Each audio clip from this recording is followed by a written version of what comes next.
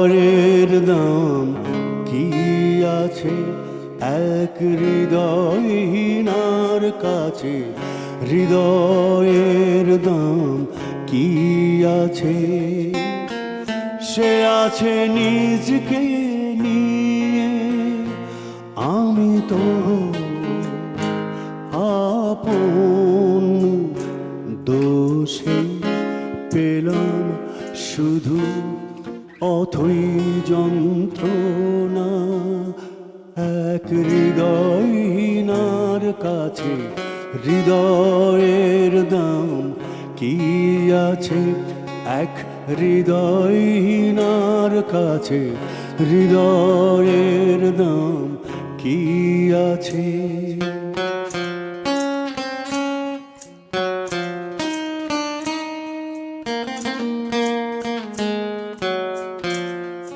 সে তো যাবে চলে, সবই যাবে ভুলে, নিঠুর সে সজনী।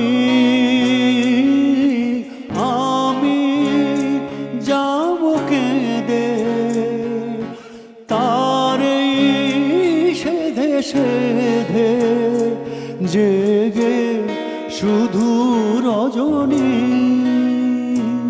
নীরবে নীরবে এক হৃদয়হীনার কাছে হৃদয়ের দাম কি আছে?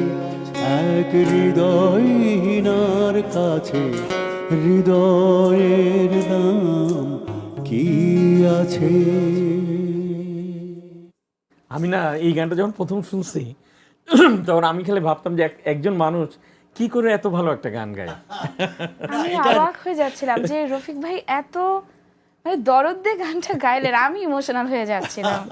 এটা হয়েছে কি, এটা সত্যি কথা বলতে কি, এটা বিনয় করছি না, আমার এই মেলোডিক গানে আমি ভালো পারফর্ম করতে পারি, এটা ঈশ্বরের একটা আশীর্বাদ এবং আল্লাহ তাআলা সেই শক্তি হয়তো আমাকে দিয়েছেন। এক, দ্বিতীয়ত এই গানটাতে আলাউদ্দিন আলীর ক্রিয়েশন, এই যে কর্ডগুলো চেঞ্জ করলো, যে কত রকমের কর্ড চেঞ্জ করেছে এবং গানটাকে তুলে নিয়ে যায় কর্ডগুলো, ফলে অটোমেটিক্যালি একটা আবেগ চলে আসে। এই গানটা কি কোনো ছায়াছবিতে না না, এটা ছায়াছবি গান ছিল না।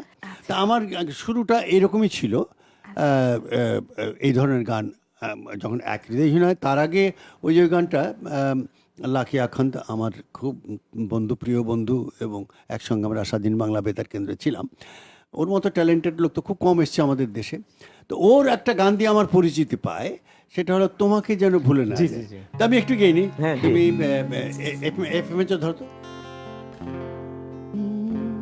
তোমাকে যেন ভুলে না যাই, সে আশিস দাও মোরে, দূর থেকে যেন রোগো মরমে তোমায় খুঁজে পাই, তোমাকে যেন ভুলে না যাই। এই গানটা খুব জনপ্রিয় হলো। তারপরে এই ধরনের গান গাইতে হলো আলাউদ্দিন আলী, এই গান ওই গান শোনার পর সত্যদাও আমাকে এরপরের এই ধরনের গানই গাওয়া, যে কারণে তুমি যেটা বলছো যে বিরহের গান কোনো কারণ আছে নাকি। আমরা একটা বিরতি থেকে ফিরে এসে আবার গানে জয়েন করছি।